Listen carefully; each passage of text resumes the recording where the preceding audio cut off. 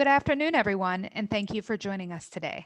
My name is Michelle Graff, and I'm the editor-in-chief of National Jeweler. I'm pleased to welcome you to the latest episode of My Next Question, National Jeweler's new webinar series sponsored by RDI Diamonds.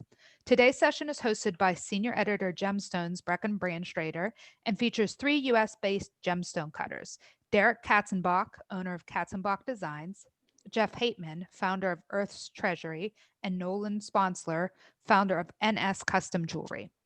Before I turn it over to Brecken and her guests to get the webinar started, I just want to let all our attendees know that if they have a question, they can type it into the Zoom Q&A box at the bottom of the screen.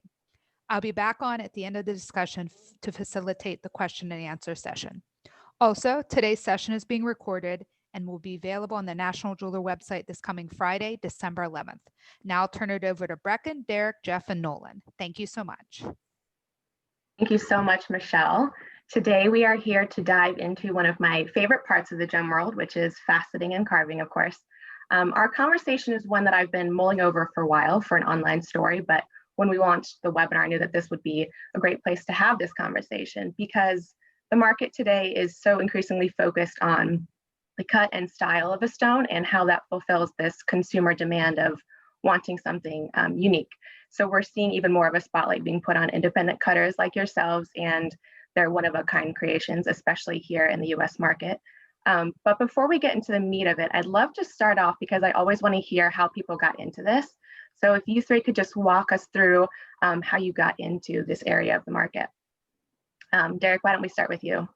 Sure. So first of all, thank you for having me. I'm really excited about this. So I really got started with walking into a gem show.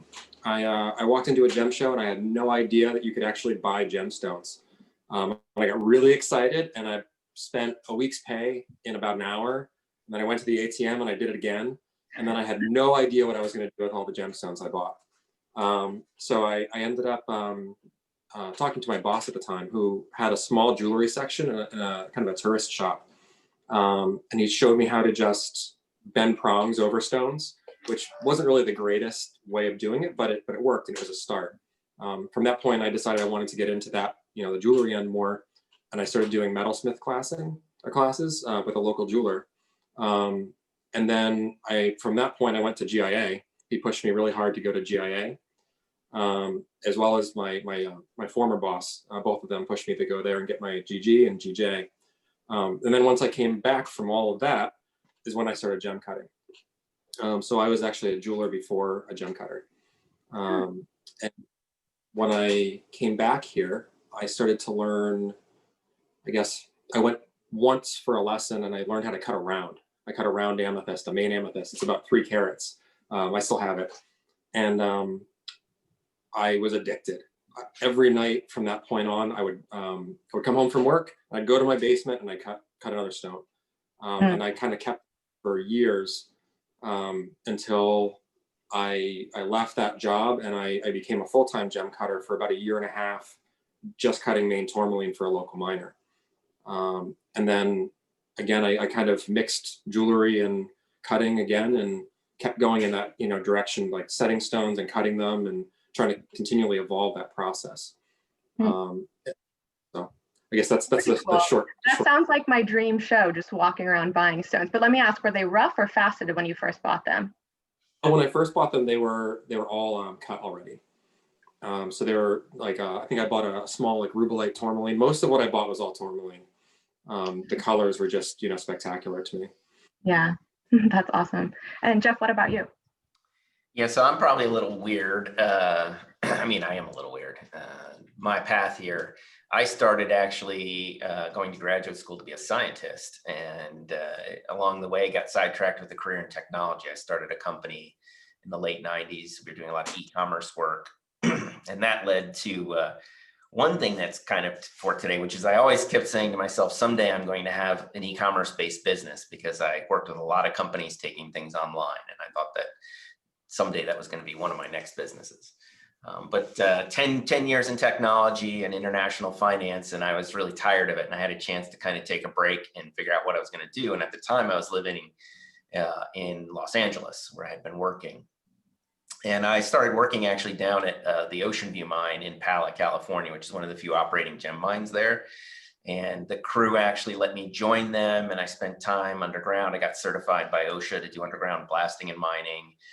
We were finding kunzite and tourmaline and other things, and I got really interested in that. And one of the miners kept telling me, you know, you should cut stones. You'd be really good at it. I think you'd love it. His name was Phil Osborne. He's kind of a legend in the Southern California mining community.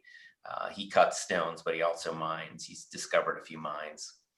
And so finally, after he badgered me for like 2 or 3 months, I gave it a shot. And sort of like Derek, I cut one stone, and I think I just couldn't stop. I went until about 4 in the morning to finish it. And it was just a piece of citrine from the mine. And I was like, it wasn't perfect, but it was like, okay, this is mine. And from after that, I just started obsessively cutting stones. And somewhere about a month or 2 into doing that, I thought, you know what, now I know what my next business is. I'm going to sell gemstones, and I'm going to sell them online, led to the business that I have today.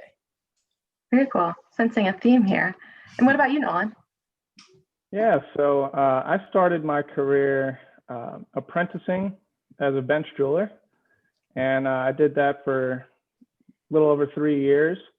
But while I was there, I was admiring, you know, I followed these guys on Instagram like Derek or Mark Oros with Hashnu or Dalen Hargrave.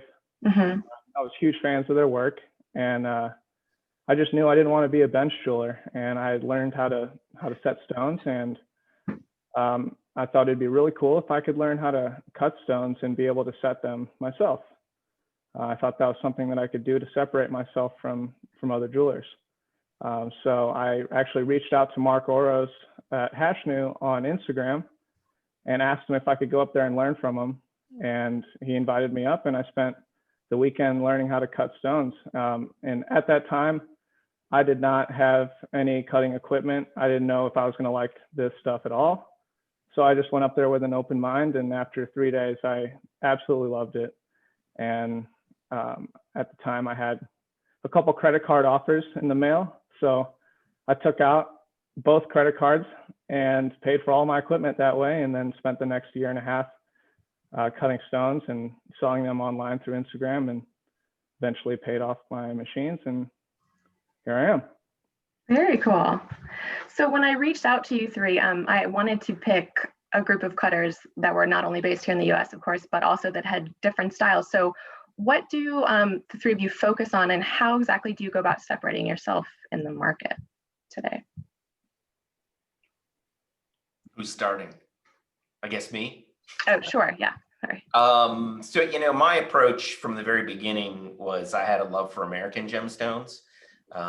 And I also really, unlike Derek or Nolan, I am fascinated with classical faceting styles.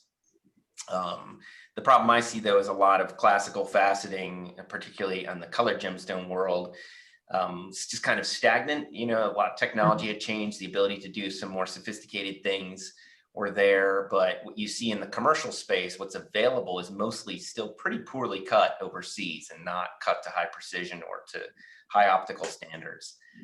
In the hobbyist world, what you get is a lot of stuff that tends to be, I would say, just overly complicated, because they're not looking at it as a commercial venture. It's kind of fun. And while fun is nice, it's not necessarily the basis of building a business. So what I tried to do is create a suite of designs and design types that evoke sort of a classic shape or feel, but have a little bit of a modern twist to them. So whether it's a little more perfection in the design and the layout, or optimization for different gem material, or just a little bit different, you know, not quite a classic oval. One of my most popular shapes is called the Helena cushion, after the capital of Montana.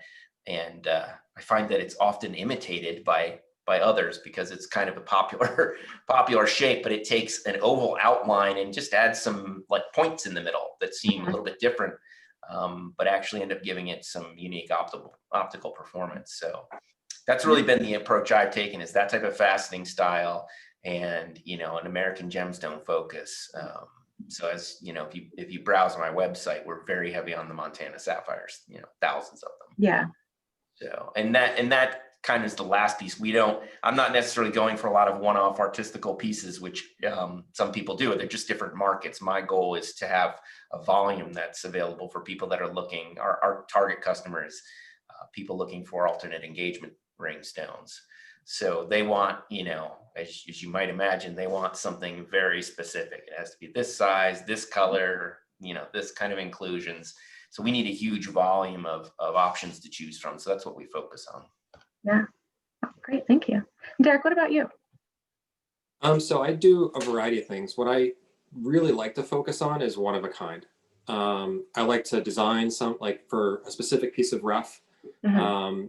I'll try and either maximize yield and beauty and play with kind of a different type of design. I tend to do a lot of what I like to think as old but new type of designs, where they have kind of an old styling but new technology and a little bit of a new look. Both Jeff and I, we've talked before about that kind of styling, and I think both of us enjoy that, at least that type of metalwork. Mm. I do a lot of concave faceting. I know Nolan does a lot of concave work as well. I try to do my own look upon everything. I think that that's really important.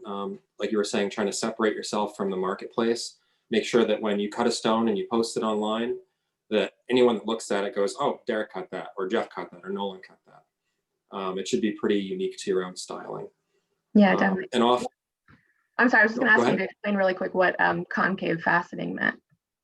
So concave faceting is it's set aside from flat faceting by the fact that it's kind of like I like to call it like a precision carving. You're using a mandrel or kind of a round mandrel to cut into the stone, rather than flat lap to cut into the stone. So instead of perfectly flat facets, you have slight curves, or you can have big curves, all depending on the size of the mandrel you use. But it bends light a little bit differently. So you end up with different properties that you can adhere to the stone. You can kind of mess with optics. You can deepen color. You can make the stone brighter. You can cut into it. You can cut an inclusion out of it, where you wouldn't be able to with a flat faceted stone. And often you can make inclusions a lot better as well. But that's kind of my take on what I would, how I try to set myself aside. I also, like Jeff, try to do a lot with American gemstones. I cut a lot of, I've been cutting a lot more Montana sapphires. I've been cutting a lot of Maine tourmaline. I live in Maine, so that's really my biggest thing is Maine tourmaline. Yeah. But I've also been buying sunstones. Like right now I'm cutting a California kunzite. All of those types of things that really are they need to have more of a light in our industry. And I feel like people just don't know about them. So I feel like it's fun to cut them and share them with the world. They're popular right now too. They're really up and coming. So that's awesome. And Nolan, what about you? So my approach is definitely, it's more similar to Derek. I'm probably the opposite of Jeff, where most every stone that I cut I try to do it as a one-off. I want every single stone to be as unique as it can be. I really like working with dichroic tourmalines that have really wild colors, whatever I can do to bring the best out of the stone.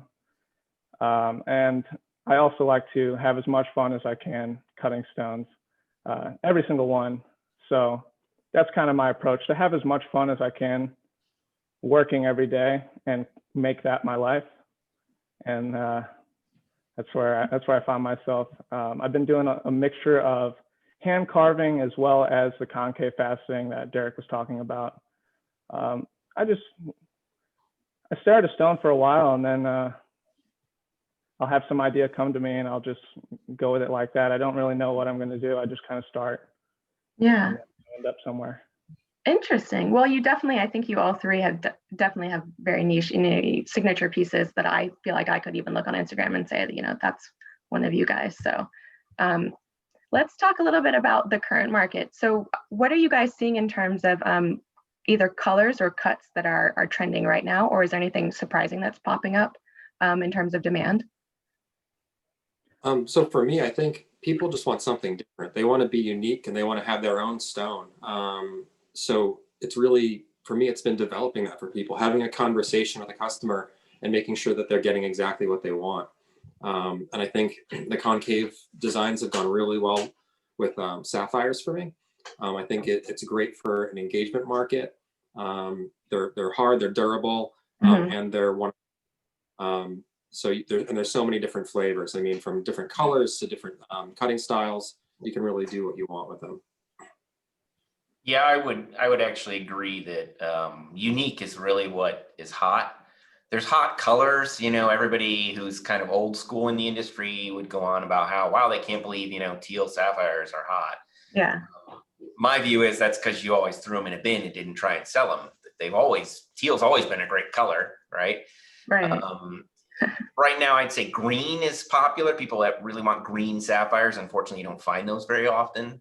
But most of the time, what people are looking for is unique. As I pointed out, even though I might have thousands to choose from, by the time someone says they want a blue and yellow party color round sapphire, 1 carat, odds are there's 1 or 2 of those, and that's it. So it ends up being pretty unique. And probably the only other thing I would say is party colors are hot.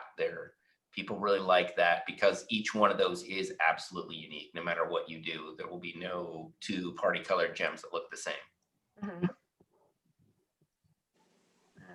Nolan, anything you wanted to add to that, or about the same? They covered just about everything I was going to say. I've been working with these Malawi tourmalines that have had some of the most wild colors I've ever seen in tourmalines in general, where the AB axis is like this yellow orange, and then the C axis is a bright pink. And all of those colors, when they start blending together, they make something I just never seen it before. And I have a couple that I'm working on right now that I'm hoping to get done before Christmas. So. Yeah. Wow, very cool. So to follow up on that, you guys obviously mentioned, people are looking for unique, and we hear that from pretty much every aspect of the market when we're talking to retailers and designers as well. So how is that affecting the cutting aspect of the colored stone market, especially when it comes to creating a space for, independent cutters such as yourself and the pieces you're creating? And is that sort of also driving how you guys are sort of running your businesses as well? I think that it doesn't drive, I guess I speak for myself, but it doesn't drive me because I feel like people are finding us. Yeah. I feel like they want unique and they want something different. So they're finding our designs.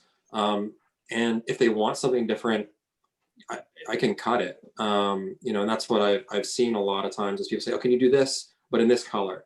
And being that we're the actual craftspeople doing these things and the actual artists, we can have that relationship and build that type of clientele.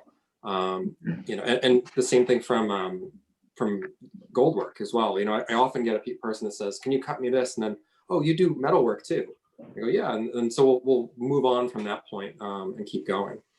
Right. So I'm not sure if Jeff and Nolan also, noticing this, but that's kind of my. I don't really chase trends or anything in the industry. I kind of do what I love, and I've always loved the odd colors and unusual. So I've always tried to go for that.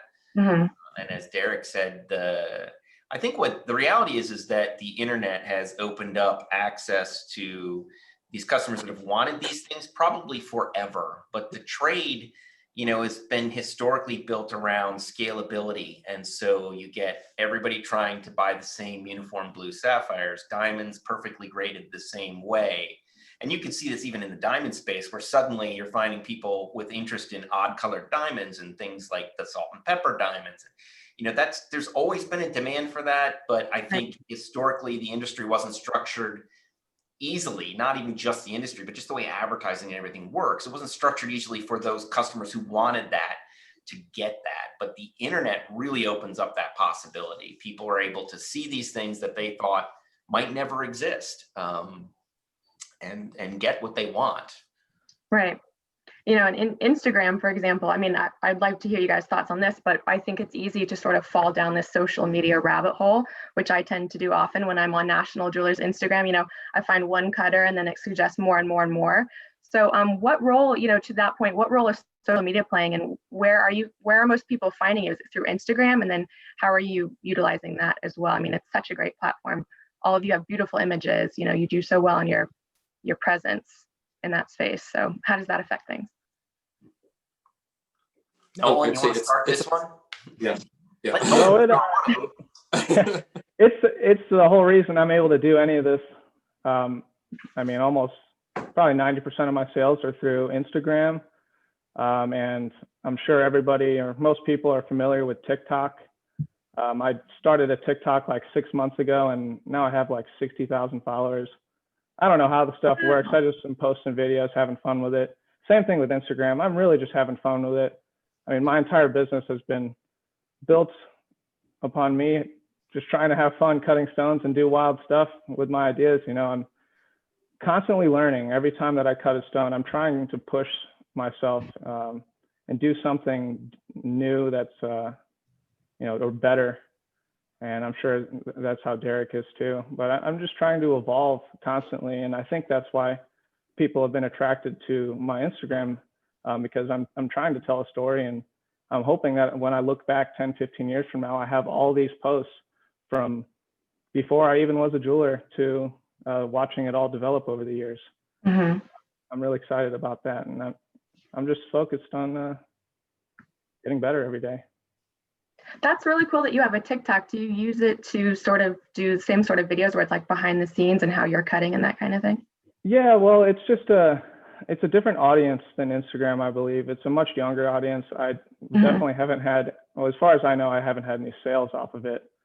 But people seem to like watching it. Mm-hmm. That's all I know. Yeah. Still trying to figure it out. Yeah. I don't know how it all happened. I just had a video get like 1.3 million views one day. Wow. You That's need incredible. gem cutting bloopers. That'll probably. No, I try to not The post tourmaline that explodes on the dock. Yeah, no, nobody wants to talk about those. Very So cool. I'll probably take a little, you know, I mentioned earlier I'm a scientist, and so I take a combination approach, which is I'm very analytical about how I use social media. I'm a firm believer that it needs to be authentic, you know. So I always make sure that what we're posting is either coming directly from our jewelry designer on staff here. She does all the jewelry posts. So when she's writing about a piece, it's something that she's actually passionate about. Mm-hmm. Gem posts are ones I do because I'm passionate about the gems and what I create.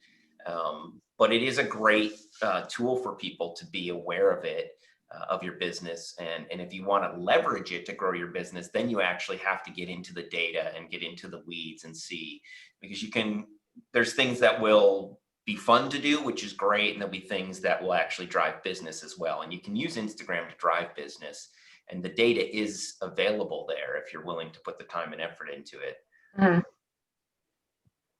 Yeah, very cool. Sorry, did you want to add anything, Derek? Sure. I would just say it's a game changer. Instagram and social media are absolutely, they're incredible. 5 years ago, I think I started an Instagram account and I had 200 followers. And then after winning an award, it was like, poof, like just everybody started following me and they suddenly cared what I was doing. Before that, I would put the most intricate, you know, faceting diagram on a piece of tourmaline and it seemed like nobody really cared. I think for artists especially, it changed how we can be viewed and how people can find us. Because I think, like what Jeff said, people wanted to find us. They wanted to be able to from us and to see what we're doing. And for us to be able to share a story like what Nolan's saying, it makes a huge difference in our lives and as well as gets that product out to everyone. You know, one interesting thing that to kind of add on what Derek just said is historically, the jewelry industry has hidden the cutting behind the scenes.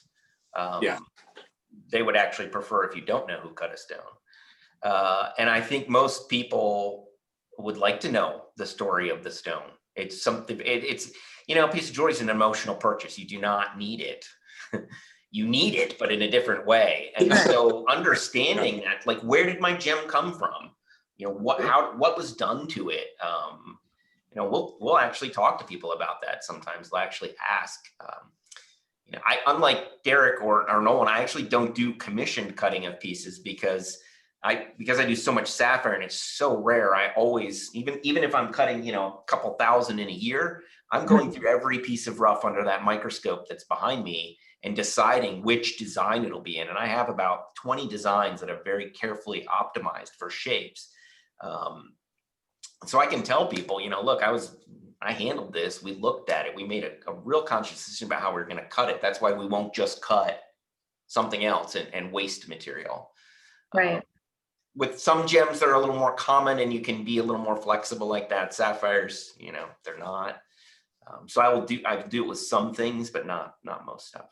Right. Yeah. I mean, to all of your point, that I think, Jeff, especially yours, I think a lot of people probably don't know that much about that part of the trade. And I would guess that consumers, up until, social media did open this channel, didn't know a lot about that part of it, or maybe even think about that part of it. So meeting you all as artisans in that space is just another aspect of, I can tell the story of this piece from start to finish, and, I know who cut it and where it was cut and that kind of thing. So it's really cool and it's really fun to watch. And yeah, it's great. So let's talk about, we obviously can't talk about today's market without also addressing COVID. We chatted a little bit about before we got on this, but I'm curious to know, I mean, you guys that focus on American gemstones, maybe not so much, but how has the pandemic sort of affected sourcing, if anything, for you guys, or how has it affected your business at all? Well, I'll jump in first on this one since I'm actually sorting sapphires. I work really closely with one of the largest Montana sapphire mines because I have, I need to buy a lot every year. And we were talking about this before we went live. The fraction of stones that'll cut in the carat and a half and above range that everybody wants is really, really small. So I buy millions of sapphires to get a few thousand that'll be the kind people really want.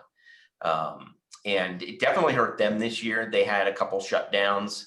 They had to quarantine their mine staff for a while. So production was off by probably 50%. Some of the other stuff, I've always sourced very extensively using the internet. A lot of the material, historically you could go and buy at places like Tucson, but Tucson was changed by the internet. So 10 years ago or so, it started to become more and more common to be able to buy stuff over the internet. And I would say in the last 5 years, it's probably the predominant way. And 20 years ago, a new gem would be discovered. Someone would sit on it and wait until Tucson to sell the rough or the gems. Now someone finds it, it's in days available. And if it's something really cool, you may never even hear of it on the internet because someone may have snapped it up before it got big time public. So I don't feel like COVID's really affected any of that in any way. And then from our business perspective, we're e-commerce. So we were able to stay open.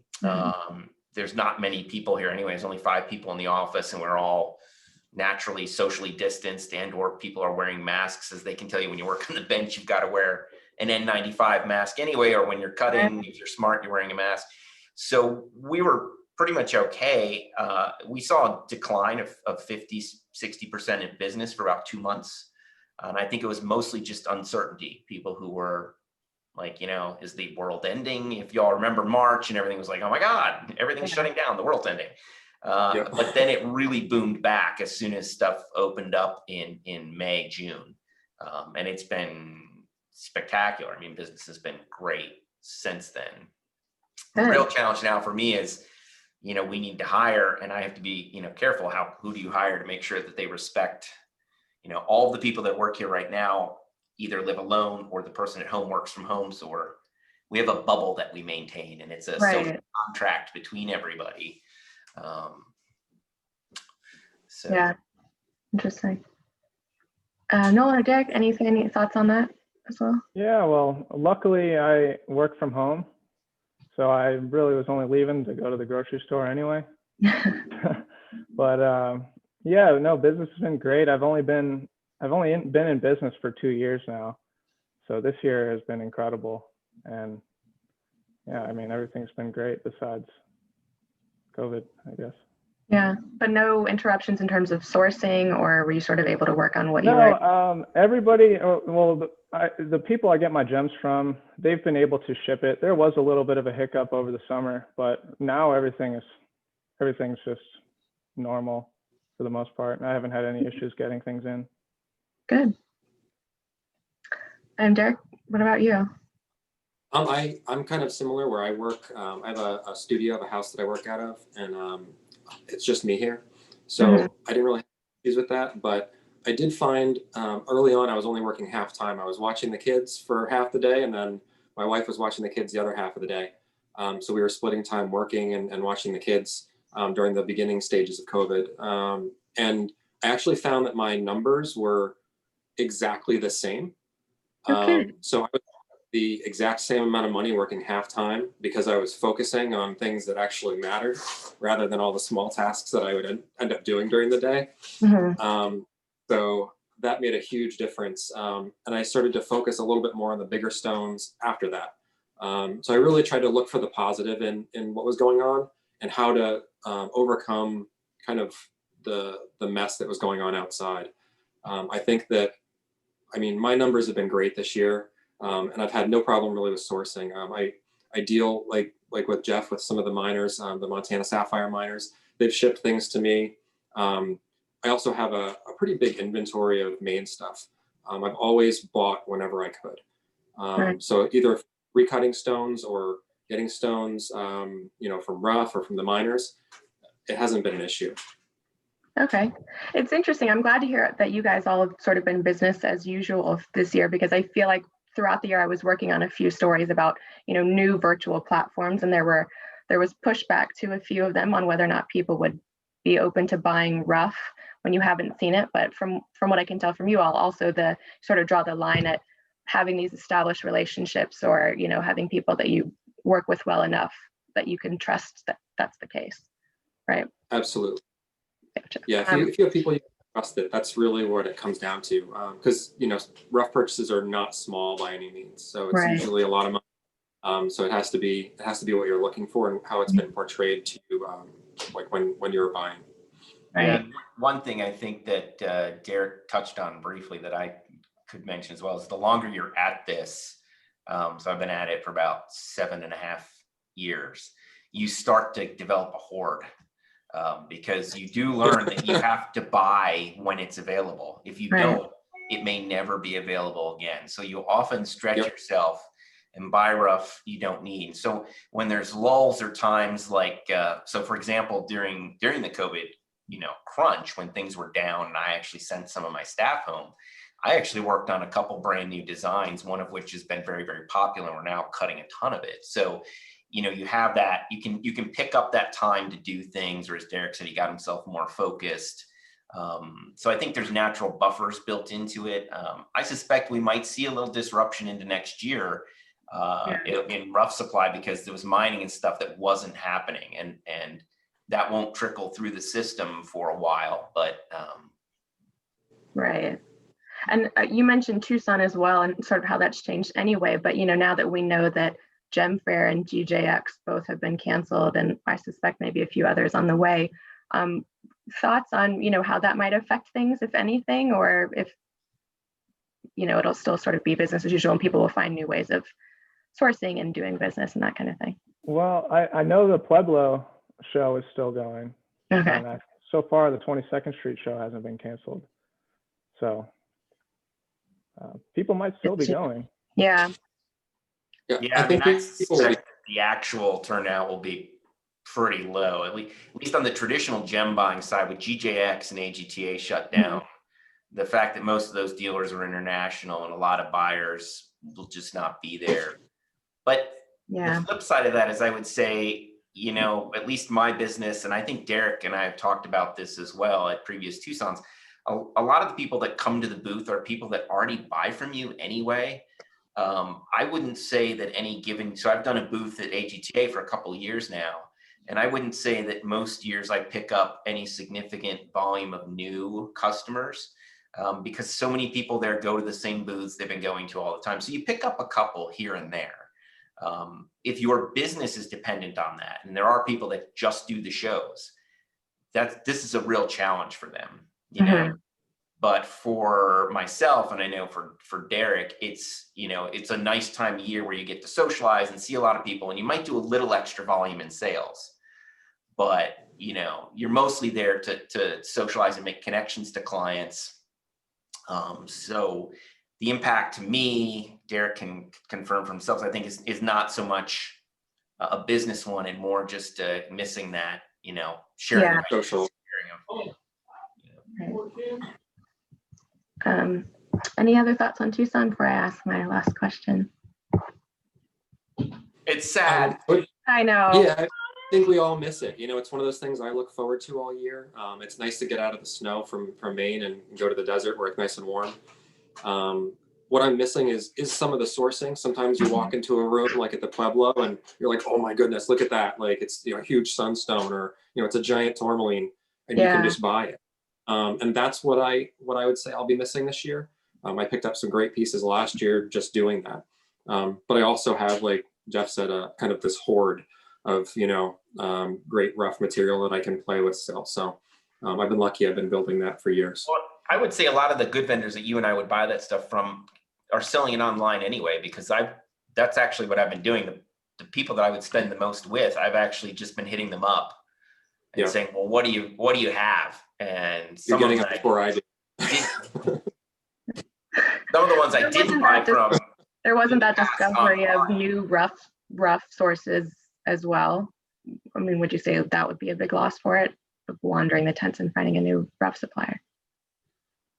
Yeah, I mean, it's more what Derek said, the random stuff you find. Yeah, I don't know if I've ever found a good solid supplier, because the good ones, they're going to make themselves known, but it's more somebody bought an old collection of something, right? Like there's some old Maine tourmaline that somebody's had for 50 years and they passed away and they sold it to a dealer, and that's what you score in Tucson. That crazy stuff. Gotcha. So before I throw it over to Michelle for audience questions, I wanted to ask you all three, what is one thing that you wish the trade or consumers knew about cutting to sort of help understand your process, or something about cutting for when they are buying? It mostly turns to dust. Yeah, that's number one, is 80% usually is gone. Can I get the chips? Can I get the little pieces they say? And you're like, no, it's dust. Yeah, it's gone. That's one huge thing. As well as the rarity, like what Jeff was saying, stones like really the top quality, that pure teal blue Montana sapphire, or a tourmaline that isn't too dark or too yellow or too anything. It's really rare. We search through kilos of material just to find the best of the best, and it is hard to find. Yeah. And when you're cutting, like, to enhance that, so like Nolan talked about cutting the tourmaline to take advantage of the pleochroism, and you get those mixed colors, that's completely non-replicable. Right. So even if you have the same rough from the same location and try and cut it the same, it will not look the same. Exactly. Yeah. I have a number of people that reach out and they say, oh, I want this stone, and they cut the same way. And yeah, it's just really difficult to do. Yeah, like not so much. I'm sure Jeff knows, like a lot of the sapphires you cut, it's not like you can predict the color outcome. Yeah, the rough looks one way and then you cut it and you're like, well, that was interesting. Yeah. Well, thanks guys so much for being here. I'm going to throw it over to Michelle, but before I do, really quick, is there anything you guys want to plug in terms of your Instagram handles, or Nolan, if you want to share your TikTok account with us or something along those lines? Now would be the time, or you can always drop it into the chat as well. Sure. My Instagram is my name, @NolanSponsler. My TikTok, if you want to follow me there, it's at Nolan the Gem Cutter. And then Facebook is just NS Jewelry. Great. Jeff and Derek, what do you guys want to plug while we're at it? Earth's Treasury is at Earths_Treasury on Instagram. And I can be a little slow at posting. I don't do it every day. Mine is my name. It's at Derek Katzenbach for Instagram. And I also have a Facebook, Katzenbach Designs page. I also post mostly on my personal Facebook page, Derek Katzenbach, just because it seems to work better. I also have a TikTok page. Do you? Nolan, but I only have maybe 200 followers or something. I kind of gave up on it. My friend Josh was showing me TikTok and pushed me to do it. So I've let him down a little bit. I'm going to make a confession. I'm the old man in this group. I'm almost 50. I have an 18-year-old daughter who's on TikTok, and I looked at it and I said, I love it. I'm on it, but I'm just a lurker. I just like to look at the videos. So I can't wait to see what you guys are doing on it. And I feel like there's another story here that's... I will say that we are going to be launching a very high-produced YouTube channel. It's Oh, gonna great. come in the next 2 months, and we're gonna have all kinds of videos on how gems are cut and the mining process. We've got footage from the mine, all kinds of stuff. Oh, awesome. Looking forward to that. And it looks like Michelle also just dropped all of those in the chat for us. Thank you, Michelle. I'm going to toss it back over to her for some questions from the audience Q&A. Thank you so much, Brecken, Derek, Jeff, and Nolan. That was awesome. And I hope you guys can take a look. I was trying to type quickly. I hope everything I typed in there was correct. Thanks again to you guys, and thanks again to our sponsor, RDI Diamonds. As a reminder, you can still type questions into the Zoom Q&A box there at the bottom of the screen. I'm going to try to get to as many as possible. We have some that were submitted beforehand. While we give people a minute to kind of ask some more questions, I just wanted to say a quick word about RDI Diamonds. RDI Diamonds, the selection you want, the quality you need. Thousands of diamonds, that's just the beginning. RDI offers a wide range of services and support to help you succeed, from flexible memo options, a partnership with De Beers Group Industry Services, to generous stock options and cost-efficient shipping. RDI's goal is to provide the highest quality of both care and diamonds to your store. Visit rdidiamonds.com today to learn more. And again, that's rdidiamonds.com. Now I want to get started with our listener questions. The first question is actually, we just had one come onto the chat. I'm going to start with this one, actually. One of our listeners today wants to know, what is your favorite stone you've ever cut?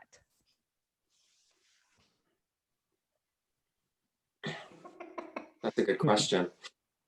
I can start that off. I'd probably say my favorite stone I've ever cut would be, I cut a huge smoky quartz. It's 1,452 carats. So 1,452 carats. It's the largest stone ever cut from Maine, and it's in the Maine Mineral Museum. That took me 9 days, so I've spent a lot of time with it. So I'd say that's probably my favorite stone. Sounds amazing. Jeff or Nolan, favorite stone, or do you need a minute to think about My it? favorite stone usually happens to be the last one that I cut. Seriously, it's like Derek knows about this. I just cut a really spectacular pink Montana sapphire. It's possibly the largest one ever cut. And I call them my pocket rocks. So after I cut it, I'm so in love with it, I put it in a box and I literally carry it around in my pocket with me for a couple weeks and show people, or just get it out and look at it constantly. My wife and daughter are like, You know, you got a million times.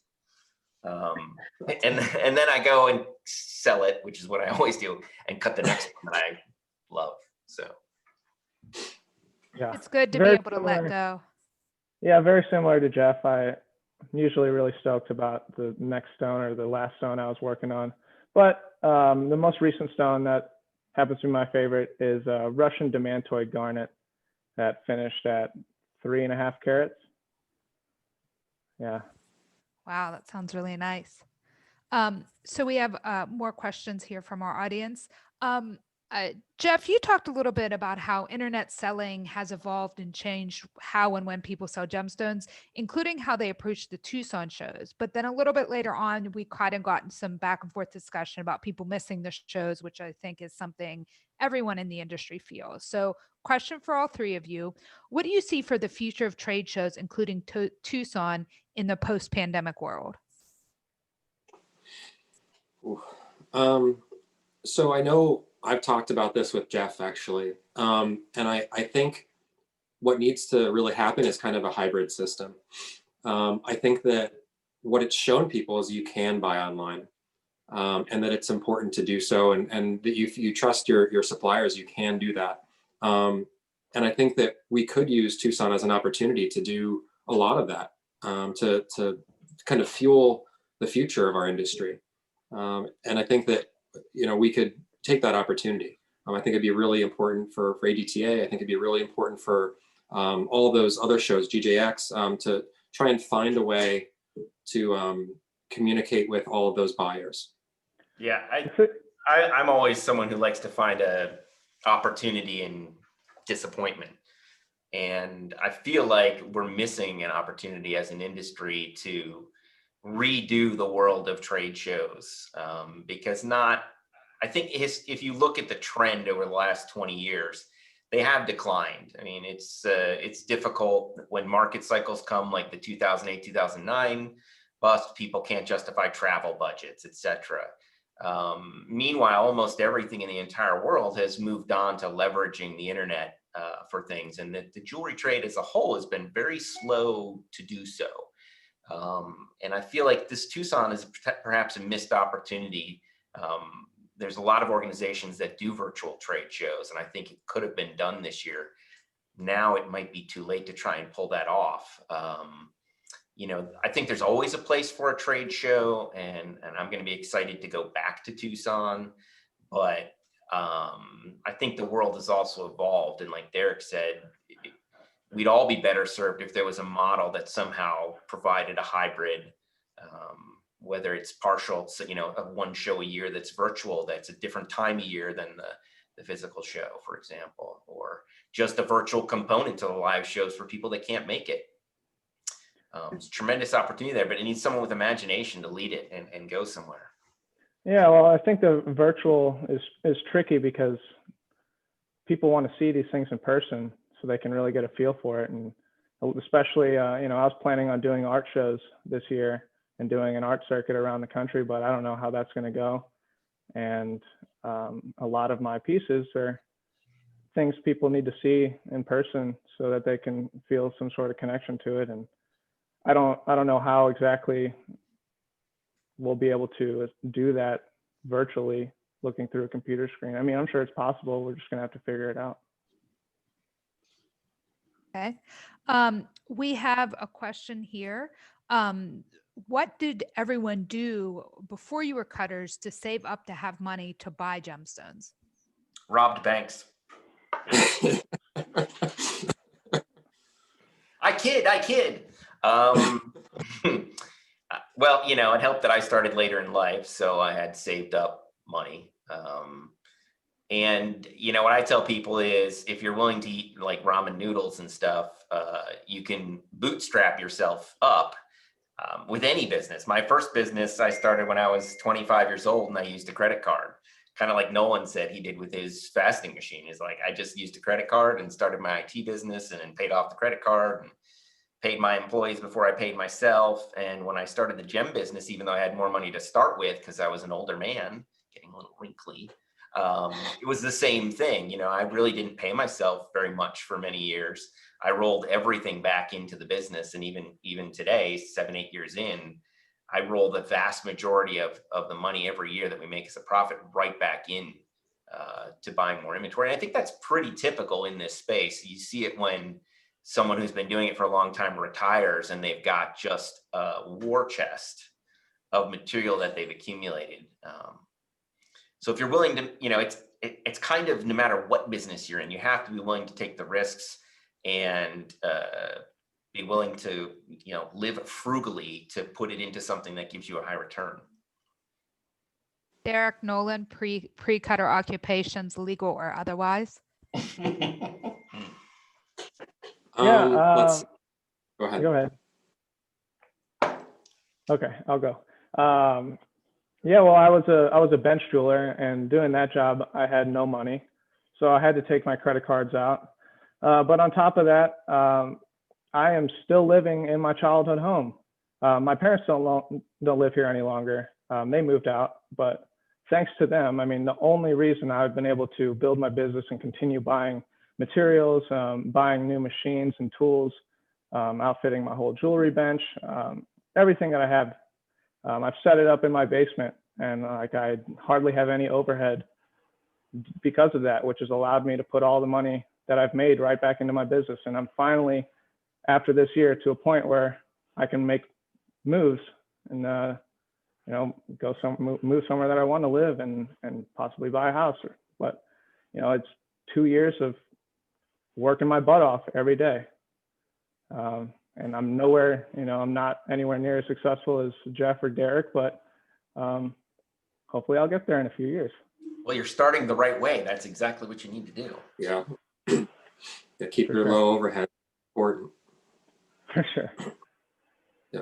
So unlike Nolan and Jeff, I actually use no credit cards. I got a credit card for the first time maybe 5 years ago. I would say I kind of live gems and minerals. A jewelry, my jewelry is more my lifestyle. I go out and I buy like I would anything else, like I would go to the grocery store. I really enjoy my job that much that it's not really a problem. I started off as a bench jeweler as well. I worked that job for 5 years, and every time I would make something, I would immediately reinvest it because I always had ideas. I always had things I wanted to build, so I just kept doing it, and it kept building and building and building, and eventually it became to the point that it is now. We have another listener who wants to know if any of our 3 lapidaries cut heirloom gemstones.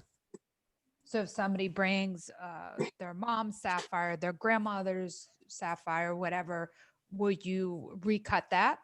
Or does it depend on what they're bringing you? So I'll speak for myself first. I mean, recutting is kind of a whole separate world. I don't know many people that are cutters who are also recutters. You like one or you like the other. I mean, some people will cross over a little bit, but with taking an heirloom stone and trying to do it, that your creative freedom is massively constrained. So I find that the people, I actually use other people that do that work for me when people ask. And I find that the people that are maybe a little bit different than Derek and Nolan and I, where we are maybe a little more creative and excited about the ideas, they're more meticulous type people. Now, if someone wanted it made into, said, go make anything with it, that might be a little bit different. But if somebody came to you, Jeff, you could suggest sorry, I don't do that, but try person X, Y, Z. There's definitely specialists that do that, and they're very, very good at it. Yeah, that's really interesting. I didn't realize there was such a divide between cutting and recutting. And I'm sorry, Nolan, you were going to say something? I was going to say, Derek just recut a stone the other day. It was amazing. So I think me and Derek have recut stones for people before. It just depends on the stone. Depends on how the previous cut was. If it has enough real estate for you to really recut it the way that you want. There's so many different factors. I'm sure Derek can go into that as well. Yeah, it really depends on what the stone is. And most of the time you can do something with it. You can make it into something that's better than what it already is, but it's really, is it worth it? Sometimes an heirloom stone might have that, sentimentality, and you might say, I want to spend the money on it. And sometimes customers won't. They'll say, it's not worth the time. Let's do something new. But it really, and like what Nolan suggested or touched on as well, is it depends on if you have the real estate for it. If the stone is shaped right. The last 2 recuts I did, I had 92, 93% return, which is fantastic. Normally it's 50, 60%. So it depends on what really you want out of the stone. If you want something new, or if you just want it touched up and cleaned up. There's different people for all of those different types of jobs. Yeah, and I guess I should say I was trying to differentiate between recutting for an artistic thing versus a touch-up recut, which is to clean up an heirloom stone. And the requests, I would say most of the time with an heirloom stone, they're asking about touching it up to fix it, as opposed to letting you get creative. Yeah. Most of the time I want to be creative. I won't do recuts just to, fix, abraded facet junctions and things like that. I don't enjoy it. I want to be creative with a piece. Right. You're not looking just to fix minor flaws. No. All right. We're getting close to 3 o'clock here, but I'm going to ask one more question before I wrap it up. And this was submitted beforehand. I think it's a very good one. If you could only choose one origin of stones to cut, or one, not species, but I can't think of the right word is, one, Brecken, help me out here. Sorry? If you could only pick one origin of stones to cut, what would it be and why? Meaning just corundum, just quartz, just species isn't the right word, but I can't think of it. Is that species? Yeah, it's species, mineral species. Oh, mineral species. Okay. Sorry. You got it. Sapphires, easy. Derek will tell you, he knows me. I've got sweet sapphire love. I'm going to get tourmaline for Derek. It's tough because I cut tourmaline a lot. I've cut thousands of tourmalines, but in the last year I started cutting sapphires, and They're so nice. There's very little surprises. They don't explode. Like they don't crack weird. You can usually see what's going on inside of them. I got Derek hooked. It's Montana Yeah, and sapphire. people know what sapphires are. You don't have to explain it to someone. Everyone wants a sapphire. Everyone knows what it is. It's easy to sell them, and people, they hold up. You don't have to ever retouch them, or very rarely do you have to retouch them up. Yeah, so I'd probably say it's a tough one between tourmaline and sapphire. I thought you were going to say kunzite based on what you're cutting. Yeah, same here. Tourmaline and sapphire, that's a tough choice. I just got a couple of these Songia, is that how you say it? Songia sapphires in, and they're dichroic yellow down one, and then through the C is purple blue. I have no idea how it's going to come out, but never seen anything. Songia, what does that mean? Songia is it's a locality in Tanzania. Oh, very cool.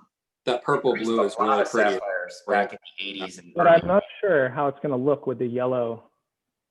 Sometimes the yellow will pass out of it. I did a nice one a couple of years ago, and I thought the same thing, and all of a sudden it was like this purpley blue color that showed up. If you can get it within 90% of the table on the C-axis, you'll get that color almost entirely. Oh, right on. I would add the one fun gem that I would add, because I'm cutting a lot of it right now, is tanzanite. Yeah. But I like to do it, if I can find good unheated ones, the ones that aren't brown, they're a lot of fun because they're trichroic, and so you can just get crazy final stones. All right. Well, thank you again, everyone, for joining us today. And thanks, Brecken, for hosting. I really enjoyed this discussion. I wish we could keep going, but it is almost 3 o'clock. You can tune in for another episode of My Next Question next Tuesday. That's December 15th at 2 p.m. Eastern. It's going to be a good one. So we're going to have senior editor fashion Ashley Davis interviewing Severine Ferrari of Engagement 101, and then not Shelley Brown about trends in bridal jewelry, engagement rings, wedding bands. That's always a hot topic for people in the industry. Also, the last episode of My Next Question for the year is going to air on Tuesday, December 29th at 2 o'clock. I'm going to be joined by National Jewelers 3 editors, Brecken, Ashley, and Lenore, to talk about the highs and lows of 2020, emphasis on the lows. You can read more about those sessions on the National Jeweler webpage, and I'm going to drop that link into the chat right now. So thank you so much again, everybody who joined us today, and to our panelists. And I hope everybody has a great afternoon and stay safe out there. Thanks so much. Thank you. Thanks, everybody. Thanks for having us.